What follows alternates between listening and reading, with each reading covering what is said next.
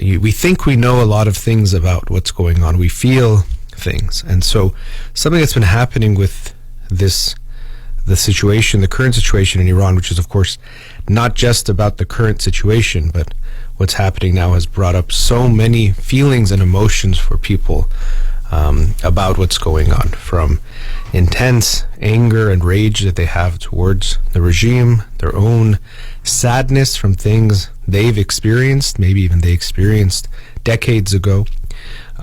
Also intense sadness for what we are seeing every day, which is limited because of the reduced internet access for the people of Iran.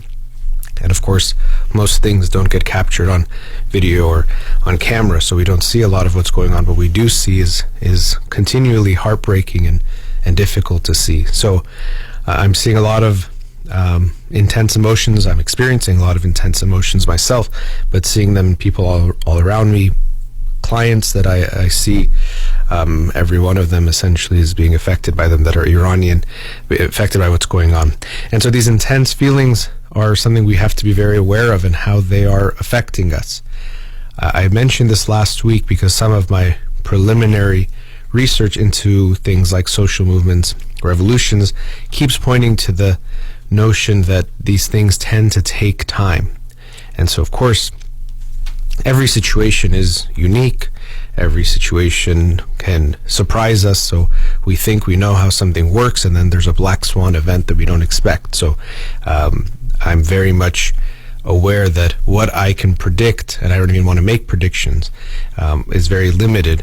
The only, if you want to call it a prediction or it's maybe a precaution, is that I think we have to be ready that this could be a very long, or longer than we might hope for sure, but longer than maybe even we expect type of a thing. It might be, and we don't know. I can't say for sure, but I do think it's important to keep in mind, because we might, in our support, have to keep this going for a while. And so we have to be aware of how it's affecting us, things like burnout and getting overwhelmed, and then compassion fatigue is very common. So compassion fatigue, or a collapse of compassion, is something that we recognize in a lot of areas. It'll show up where you would just think that if you care about something, then you'll keep caring about it. It would make sense in a way.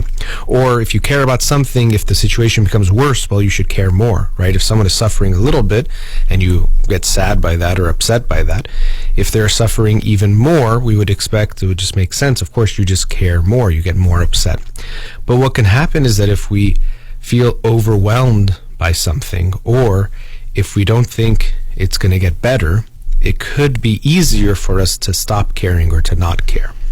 And so what we see, for example, is they tell people, a few people are suffering, let's say a few children are suffering, and people care a lot and they want to do something about it. Then we tell them that, oh, there's actually 100,000 kids who are suffering in this way. And now, again, we would think if it's a few kids, that's a tragedy. 100,000 kids, it's even a bigger tragedy.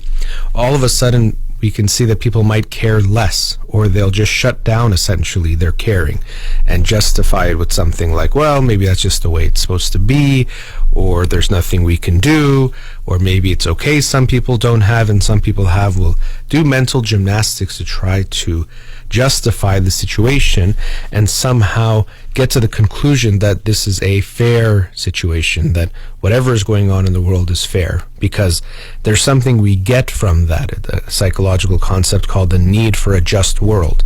This is also why we blame victims. So someone gets sexually assaulted and they're going for a run, we're like, well, maybe they shouldn't have been running at that time, or they shouldn't be outside, or they shouldn't have, gone alone. All things that probably we ourselves have done many times, but now in a way to try to justify what happened, to make some kind of balance. Okay, well, it's not like something randomly bad happened to them. They did something, and so I can protect myself. It gives me a sense of control that I can prevent what happened to that person. So we're very good at justifying things going on in the world to try to feel okay. And so often when many people are suffering to a degree where we feel like we can't help, or the suffering seems too big or overwhelming, we can choose to give up and give in rather than to stay upset or stay in a compassionate and caring mind to do something about it. And so I could see that happening in a larger scale, and something I want us to be mindful of. I think I'll keep talking about this concept because I already see it happening at times, or I've heard people say, well, what's the point of doing these things? Is it making a difference? And the truth is, it does seem like it is, but also the results are going to come more likely over time. It's going to be a slower process. So I just highly encourage those of you who do care, which I'm sure it's pretty practical, all of you listening, to make sure that, as cliche as it sounds, that you are aware of yourself and taking care of yourself. It's not going to be some marathon that if you put your whole life on hold for another week, it's going to end. It can, but just making sure you take care of yourself at a basic level, but keep doing the things, but doing things in a way that you have balance. And related to that, I think there is such an influx of information out there, videos, commentaries, posts, tweets, pictures, videos that we see. And of course, I think it's very important to stay informed and stay connected to what is going on. But again, we do have to be aware of how it affects us, because it will take some time, and sometimes there can be a beneficial level and beneficial information that we might gain, even if it makes us feel uncomfortable, and then it could get to a point where we're just hurting ourselves and getting stuck in some spiral, watching the same disturbing video over and over and over again. So I don't think we should turn away. We have to see it and face it and share it and make sure it's out there. But we do have to be aware of, is it really even helping? Sometimes there's a sense that if I keep watching this video, somehow I'm doing something, or I'm caring about them.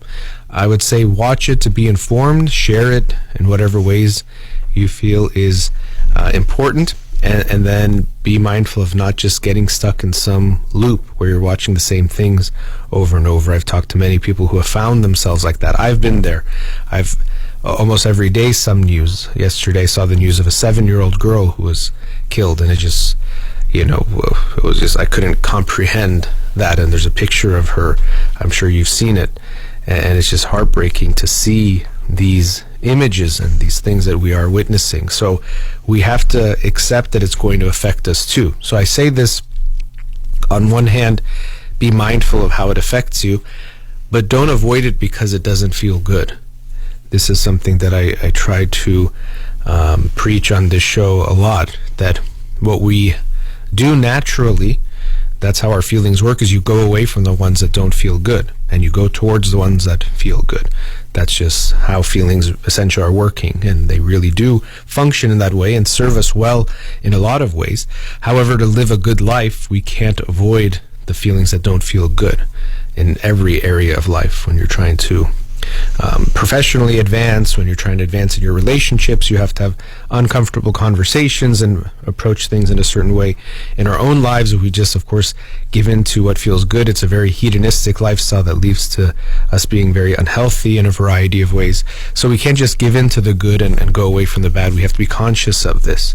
And so I don't want anyone to think that because it makes you sad, I would think you should avoid it completely. Absolutely not. I think that if you stay connected to the world in general, you will have to feel bad sometimes if you want to be connected to this world, because unfortunately there are sad things that happen. Sad things happen to ourselves, sad things happen to people around us, but then globally there are heartbreaking and sad things that are happening. And so we can either choose to avoid the reality and try to keep ourselves comfortable and in this bubble, or we have to face it and see that reality and accept it and recognize that the only way we can do something about it is if we face it. I think it's a James Baldwin quote that not everything can be fixed or helped, but only things that are faced can be helped. Basically, only if you face something can you do something about it. So I also last week talked about staying focused not on just the results of what's happening, but on our responsibility as individuals in what's happening. So if you look at, well, is my post doing something? Is showing up to a protest doing something? It's hard to see a tangible result. I saw oftentimes on Monday nights, Amir is here in the studio, actually saw him and his wife, Roya, at the Saturday protests in Sherman Oaks here near Los Angeles. And it was very nice to see them, but could any of the three of us think that being there made a difference? It's hard to say one person showing up makes a difference, but all of us showing up does make a difference, and we can focus on our responsibility as individuals. Did I do what I can do? Everything that I can do. And last week people called in, and there was ways that they were trying to contribute. Some people with some technological advice and expertise that they have. Other people sharing the words with the news with non-Iranian people to get them aware of what's going on as well, because something that is going to be happening is we keep sharing it amongst ourselves, which is good to keep us informed, but it won't spread the information unless we reach out to people that aren't seeing the news themselves already. And so a variety of ways. Even for myself, reading this book about revolutions was something that I felt, okay, maybe I can be more informed and understand, and if in some way that can either lend some support or understanding to others as well, that could be good. So we could be creative in meeting that responsibility and what we can do, but I hope we don't focus just on the result, because we will get tired quickly if we only focus on results, and we might not see change or tangible changes immediately. So we have to keep focusing on our responsibility. What can I do? What can I do to do more? How can I help in some way? And related to that, something I've been very careful, because I think it's important, is not to share or give advice to the people of Iran of what they should be doing or how they should focus on things or take action or not take action or whatever it might be.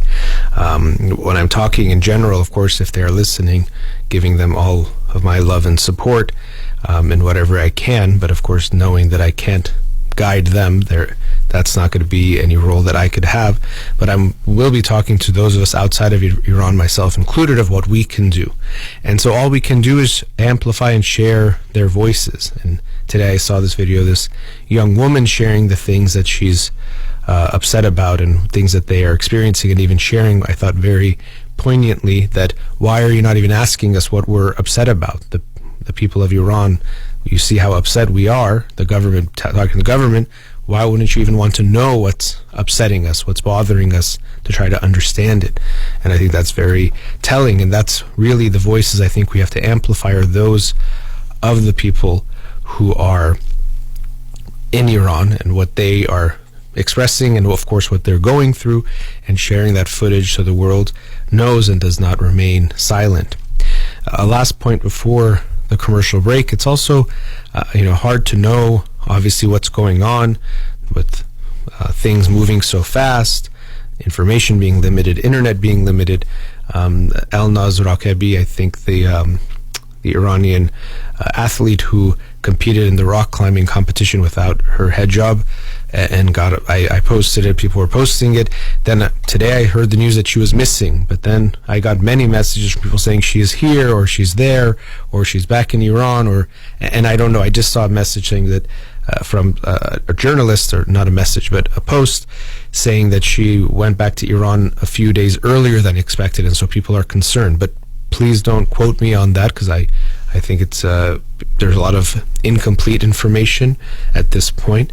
But that's another tough part as well. So we have to know the trusted news sources. We have Gisu Nia last week shared some of those on the show as well. So it's difficult. It's a lot. There's confusion. There's lack of knowing. There's definitely lack of knowing what's going to happen. That uncertainty is very difficult. Uncertainty is one of the most difficult things for us to experience. Sometimes, even when you're waiting for, let's say, results of a medical exam, you'd rather know, even if it's bad news, because you can do something about it. But when we don't know, it's a very freezing type of a feeling. So I think people want to know what's going to happen, and we might look to people to give us the answers, but it's going to be hard to know.